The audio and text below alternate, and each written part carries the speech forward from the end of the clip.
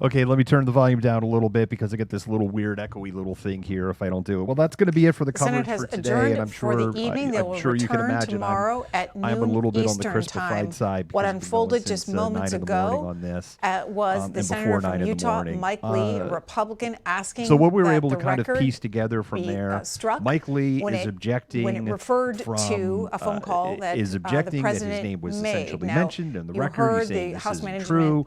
There are some things impeachment that Dora, managers I'm going to get to your comment withdraw there in a that minute for because now. They may man, relitigate it tomorrow when they there's reconvene some at things there noon he's saying that are Eastern true. time for the second day However, of the House impeachment there's manager's some case things. against There were the some things former that were president said that were for like, but wait a minute, inciting an dude. It insurrection isn't just at even the Capitol. the. There are the phone numbers on your It screen. isn't even just the newspaper We want to thing. get to Oh, your yeah, thoughts got it. in just a minute on what you heard today on the. It isn't even just the newspaper thing. Got it. It isn't even just the newspaper thing. There are other points where it's been called. Like we know that Senator Lee was called by accident by Rudy Giuliani. So it's like we know that. So anyway, he was objecting. He wanted this out. And so there was confusion. Patrick Leahy seemed flat out confused on what was being asked of him and how to make the decision. There was a quorum call. There was an individual, we don't know who it is. There was a senator that was basically asking, which I felt was the right question. You know, like, what is exactly it is you're objecting to? And as we saw, the House managers came up and it was like, we were quoting a newspaper article. If you want it out, it's out. It's not central to our case. So, like, whatever, man.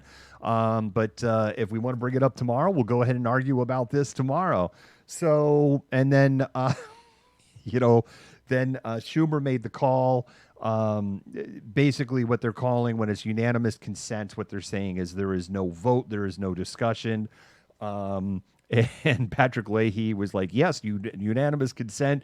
And it looked like, again, that woman there was kind of like signaling with like, yes, bang the thing to get us the hell out of here today. That seemed to be furiously singling at him. Like, Patrick Leahy, is this guy an animated corpse? Whoa. Is he cut off from his QAnon blood drinking supply because Marjorie Taylor Greene's got his eyes on him? That's a joke. I don't believe any of that stuff. By the way, MTG, you were down all in the basements and the secret areas in the Capitol. You didn't see anybody drinking blood down there. There's no stash of little kids, so the elites could feed the hunger. Think you're letting your followers down there, MTG. You're not friggin' Leahy, yes. You're not rooting out that deep state that you promised. Notice that Lauren Boebert and MTG have gotten really quiet because, of course, probably the counsel they've gotten is just go ahead and be quiet until this whole friggin' impeachment thing is done, and then you can go back to being batshit crazy.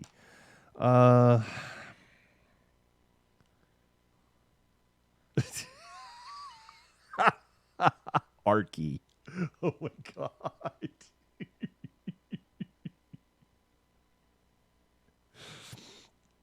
All right. How old is Patrick Leahy?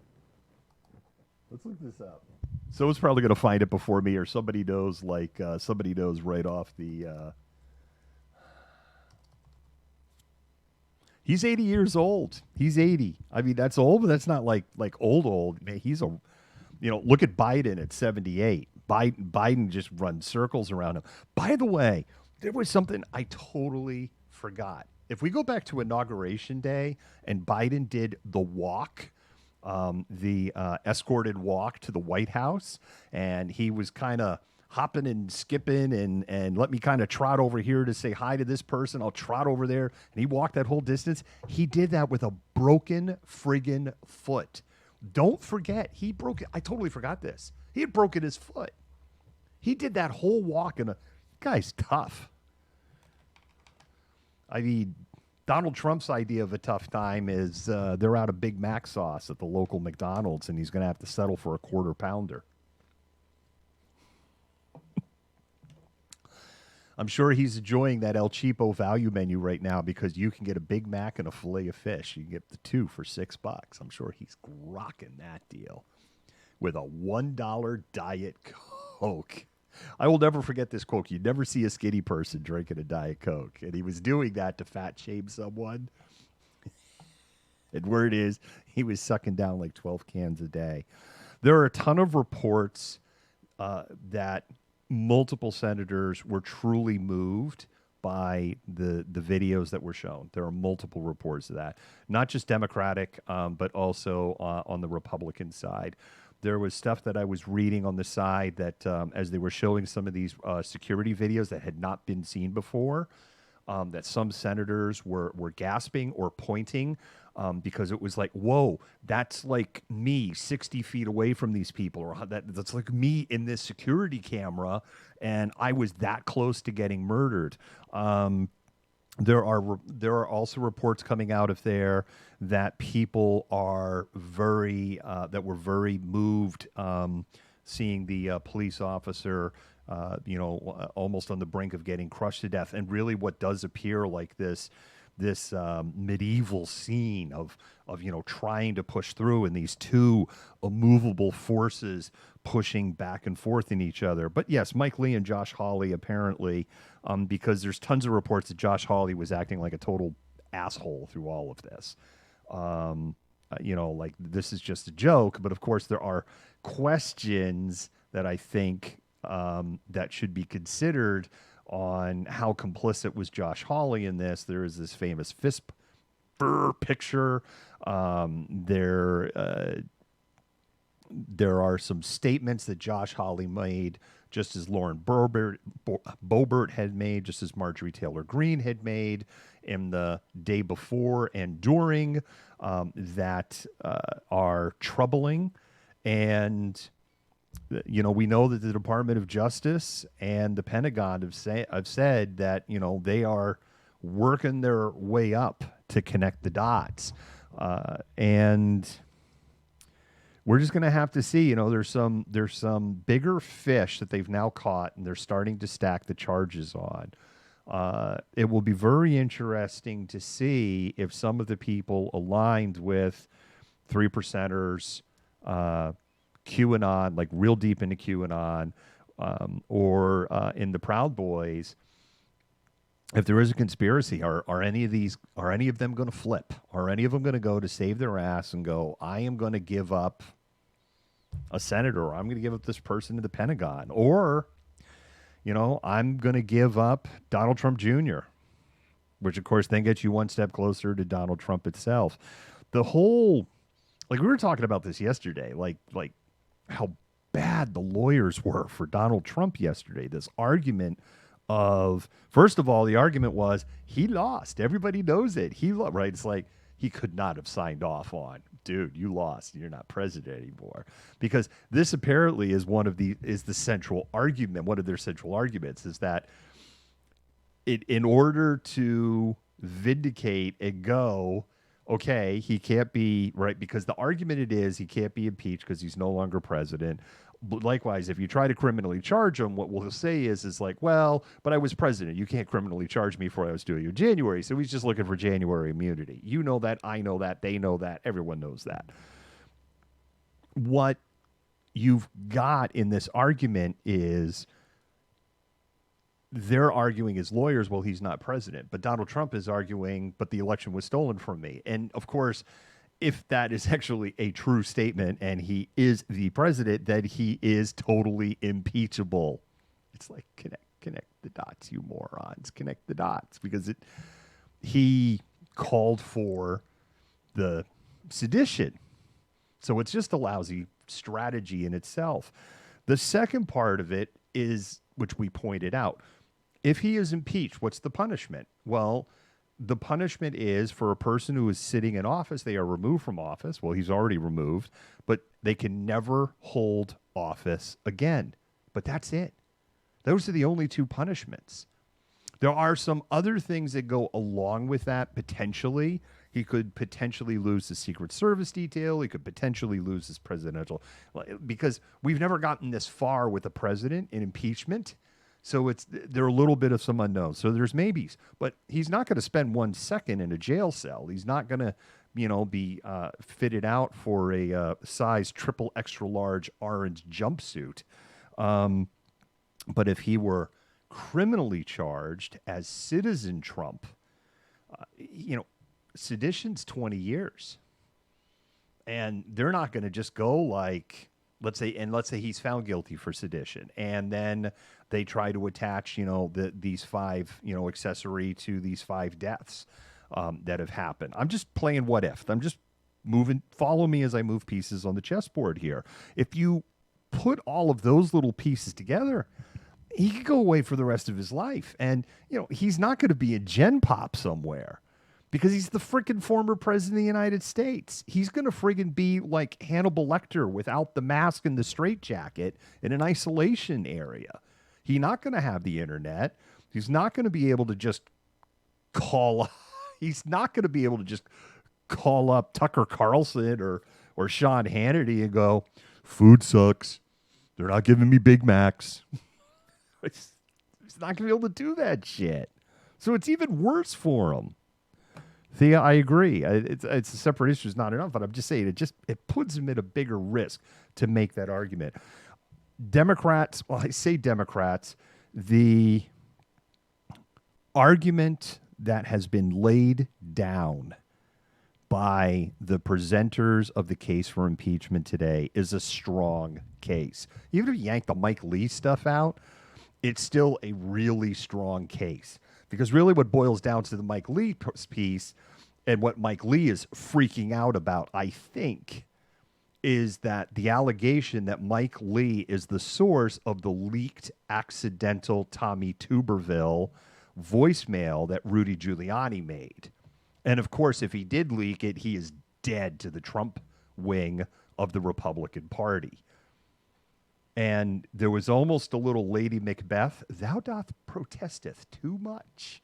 Out, damn spot, thy stain still afflicts my eyes.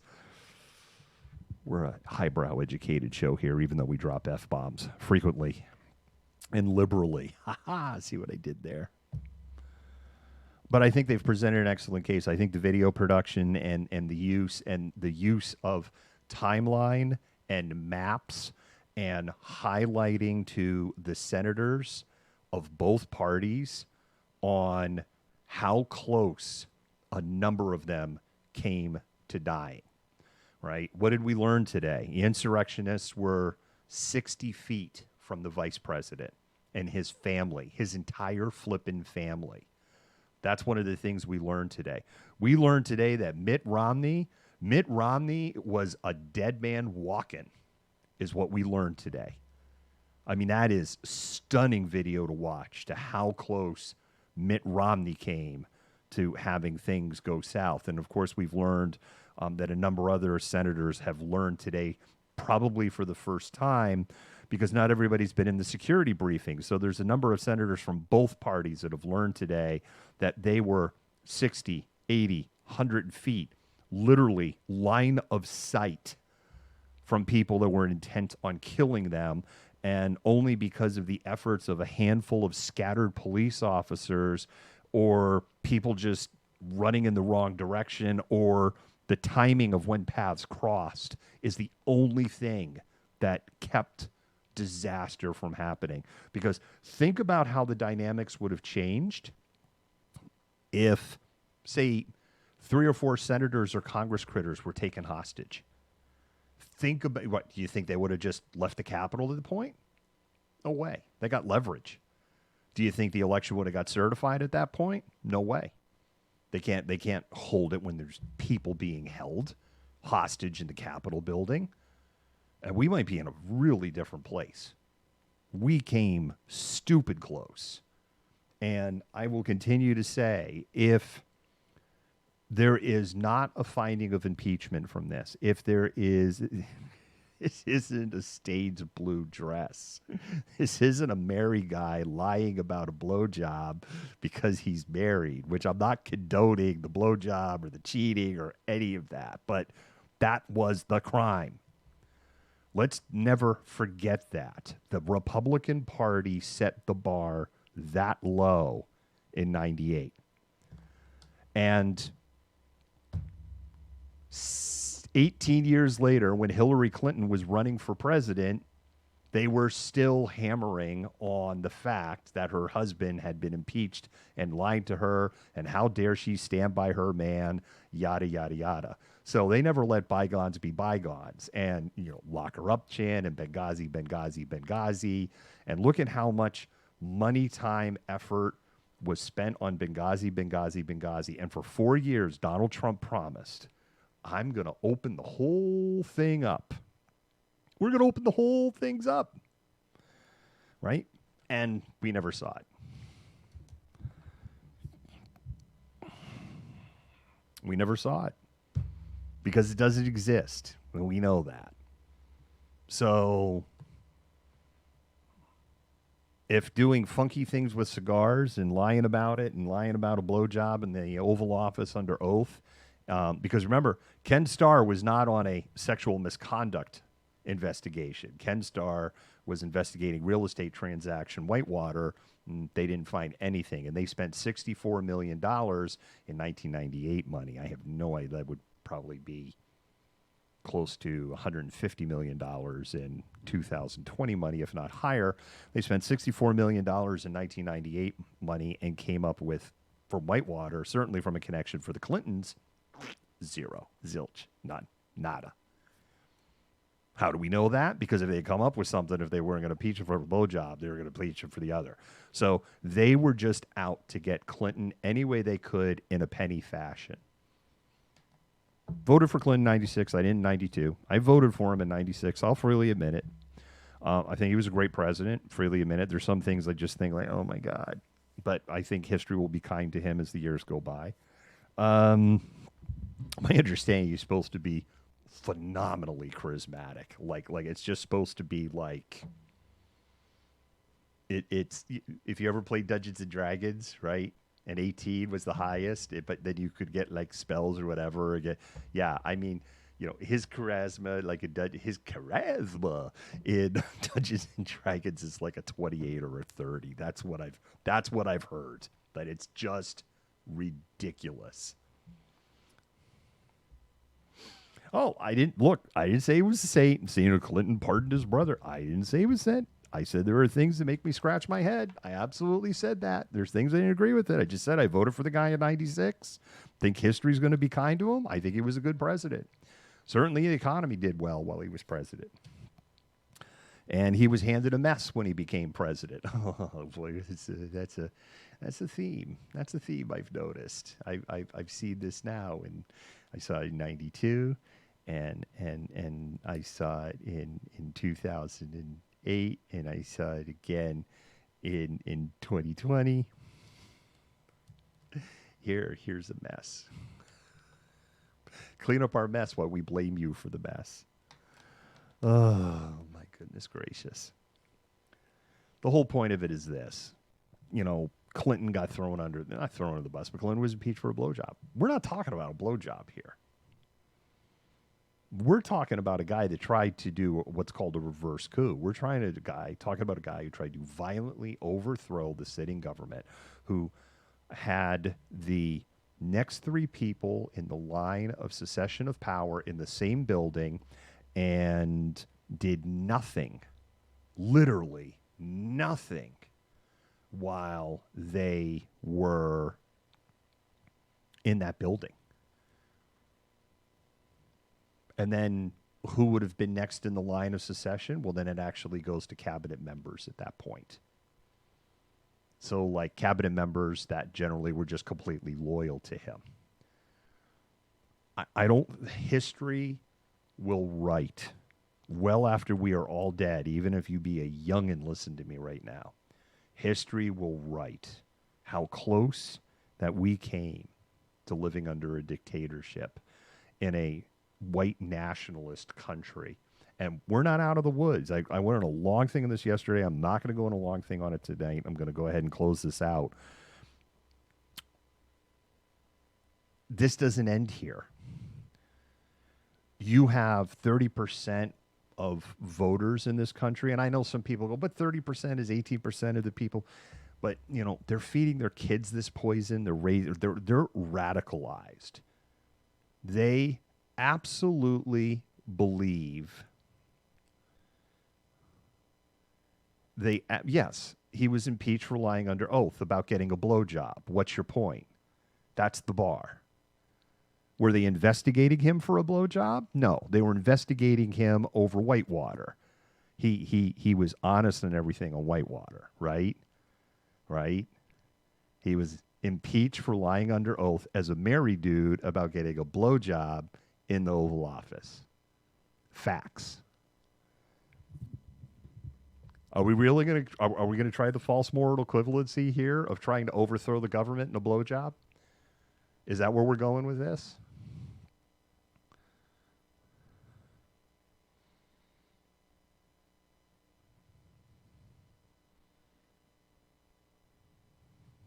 All right, I was waiting for a response. I hope they weren't showing the door.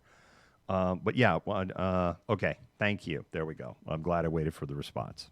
And I was, for a minute there, I was like, I hope I'm sitting there thinking to myself, I hope they weren't showing the door. It's like there was nothing worthy showing the door there. So yes, that's one of the things. We had like balanced budget and a surplus. And let's not forget, George Bush came into the White House. He had the surplus. We had a surplus. We didn't have a deficit. We were working on the national deficit. And he went all Julius Caesar and said, the surplus should go back to the American people. And he gave the money back to the American people. Remember your $300 checks? Maybe you're not old enough to remember your $300 checks for every man, woman, and child in the country. And then 9/11 happened. And then it was like, yeah, see that budget surplus, that would have looked real interesting to have. And then we got Patriot Act 1 and Patriot Act 2. And then some of the things within Patriot Act 2 in particular have been used against the American people. And you better believe if you read everything in Patriot Act 2, it's not full-blown enabling act. It's damn close. And in the wrong hands, a president could use it almost to the point of an enabling act. I kept waiting for the Reichstag fire for the 4 years that Trump was president, and basically it was, he had to take the same path that the Nazis did. Well, let me try and start the Reichstag fire on our own. Point of this, and then I'm going to go. We're not out of the woods at all. I heard somebody use that term, right? This does not go, even if he's impeached, this does not go away. We have an entire generation of people that over a generation are either going to have to go, okay, it took me 20 years to accept this, but there is now a mountain of evidence to the point I can no longer deny the fact that there's just nothing here. Dora, you know what I'm saying. I know he's impeached because he was impeached by the House. Now it's the Senate here. I know. Please don't get pedantic. I've been going all day. Please. I love you, Dora. Seriously, I do. Just cut me a little bit of slack here. You're going to have an entire generation that's going to have to get out of that. And you have a generation of their children that are being poisoned right now. You have a significant number of people that believe that this election is stolen and no longer believe in any of the institutions in this country. And you have a subset of people within that believe the only way to resolve this is through violence. And I still firmly believe that it's not a if, it's a when. Not in the sense of another attempt to overthrow the government, but a significant act of domestic terrorism. And I'm not talking like this guy who was upset at this terrible shooting that happened yesterday where the guy was upset at the medical clinic, the Alenia Medical Clinic. I think it was in Minnesota. That situation is just a situation of a crazy person. This guy was declared mentally incompetent. He still had friggin' guns. It's like, I love the Second Amendment. I really do. I love the Second Amendment. I've said many times, I'm a gun owner. That's right, Chuds. I'm a gun owner. I use a gun. Gun owner. I like the Second Amendment. a target shooting for me, because I have kind of this type A personality. It's a form of relaxation, and it provides, as a type A personality, it provides instant gratification, because you pull that target back and you're like, cool. You play like, must get this cluster tighter. Give me another target. So for me, this is a very, very it's a relaxing thing for me. But I also believe, as most gun owners in this country do, including members of the NRA, even over 60% of the members of the NRA are like, you know what, a universal background check standard, like every state's going to have the same standard, and maybe crazy people shouldn't have guns. It's like that's kind of a good idea. And that's basically where I'm at. Would that have ultimately prevented what happened in Minnesota? We don't know. But what we, and of course, then the argument becomes, well, if you do that, then only outlaws have guns. Okay, well, if then that's the belief, we should just get rid of all laws, because clearly no law works, because people break these laws, and hence that's why these people. So let's just get rid of drunk driving laws, and let's just get rid of murder laws, and let's just get rid of robbery laws, and let's just get rid of shoplifting. They don't work, right? It's the same argument. Clearly, shoplifting laws don't work. People shoplift. Clearly, drunk driving laws don't work. Bruce Springsteen got arrested for drunk driving. That's a true story that we had pop up there later, right? It's the same dumbass argument with guns. Yes, if somebody really wants it, they're going to fire a way around. Just like if you have somebody who's a hardcore drunk driver and you put an interlock device in their car and an ankle bracelet on them and stuff, there are ways around all of that stuff. And they could still get behind the wheel of a car and kill someone. Now, we know that. And you could take their driver's license away and impound their car and stuff, and they could just get in someone else's car or steal a car. And we know this because this shit happens.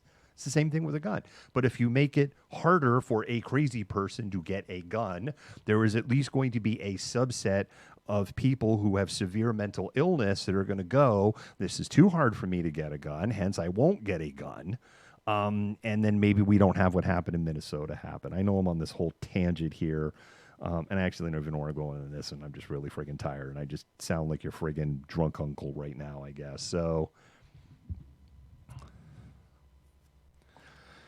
well, Zippy, I mean, we're seeing in states where red line laws have stood up to constitutional challenges, and then you have like this argument.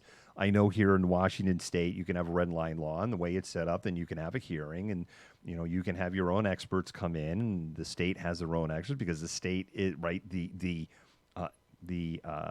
courts, the judicial branch, adjudicates these kind of decisions. Hence, the courts are the adjudicators, and you can go in and build the argument, I am not a crazy person. Of course, then you get into the question of how does this get abused. But here's another thing I want to point out, since we're going down this rabbit hole. There are movements in a number of states, and including in the state of Michigan, a decision ironically supported by the head GOP dude in the state of Michigan, to make it illegal to have guns if you're at a protest, or guns in capitals. I actually am not a big fan of these laws, because we have already seen, we witnessed it today in the videos that we were watching, this uneven distribution of policing of people from the political left versus people from the political right. And I think if you have these laws put in place where, well, you can't have a gun at a protest, or you can't have a gun in the Capitol, I think people on the right will get a hall pass on these laws, because that's what we've seen. And people on the political left are going to come down on them like a hammer. And so then if you get people on right, and you got the best of the both sides, well, then you're going to have a side who's unarmed, and you're going to have a side who's armed. And it's just like, this is just a cynical idea that feels really good, woo-woo-y, but I don't know, because it's not enforced evenly. None of these things are easy. If they were easy, and if I had all the answers, I'd be in office. I've had people, people don't say it as much. People like a year ago, you should run for office. You run for office. There was a ton of this. And I would always say, it's like, no way. It's like, number one, I'm not putting myself through that bullshit. Like, no freaking way. Number two, I speak my mind too much. I just wouldn't get the friggin' support. People don't want to hear it. They want to live in their little bubbles. And then number 3 in all of this is who wants to put themselves, through the nightmare. Forget running part. Then you're in office. Then you really got to put up with the bullshit. And it's like, probably after 6 months, I'd be like, screw you, nut meats. I'm done. All right. And with and on that note of screw you, nut meats, I'm done. I don't think you're nut meats at all. Nut meats. All right, malcontents. That's it. It's like, it's like past 5 o'clock. I've been going like 20, 30 minutes. I could just friggin' go all day, but I'm tired. And I'm going to unplug for a little bit, and then I got to work on weather forecasts because, like, I know people are, it's Thursday, and people are probably looking and going, like, where the hell's the snow? So thank you, Archie. I really appreciate it. Just a Kiwi gal, thank you so much. Kellen, thank you so much. Courtney, thank you so much. To all the malcontents that watched today, thank you so much. We'll see you tomorrow morning at 9 a.m. Malcontent News is a team of journalists, activists, and researchers with 3 key missions. A commitment to show an unfiltered view of the before, during, and after of key events, live, as it happens. To defend the First Amendment using our rights of a free press. And to amplify the voices of underrepresented individuals including Black, Indigenous, persons of color, and the LGBTQIA+ community. Our team is committed to seeking equality for all and holding those in power accountable. The easiest way to support Malcontent News is to bookmark our website at malcontentnews.com, like and follow us on Facebook, subscribe to us on YouTube, and follow us on Twitter, Twitch, Instagram, and in the Google News app. To provide financial support, you can become a patron, make a one-time donation through Venmo, or link your Twitch account to your Amazon Prime account and use your free subscription to subscribe to Malcontent News. Thank you for supporting independent journalism and for being a malcontent.